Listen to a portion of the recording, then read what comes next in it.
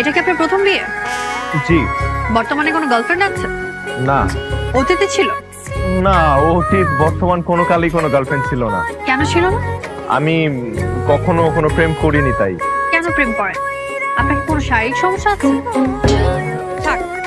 আপনি আমাকে এতগুলো প্রশ্ন করছেন কেন? কারণ আপনি কানাডা থাকেন, অথচ আপনার গার্লফ্রেন্ড নেই, কখনো প্রেমও করেননি।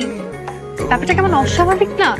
অস্বাভাবিক না, আমি প্রেম করিনি কারণ আমি প্রেম করার মতো কাউকে খুঁজে পাইনি তাই। কারণ আমি পড়াশোনা নিয়ে ব্যস্ত ছিলাম, আর আমি সব সময় চাইতাম আমার সব ভালোবাসা জমা থাকুক আমার ওয়াইফের জন্য। শুনতে একটু ওল্ড স্কুল লাগলেও আমি এমনই।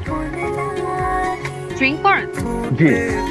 না, আমি ও ধরনের কিছু খাই না। নাইট ক্লাবে যান? না।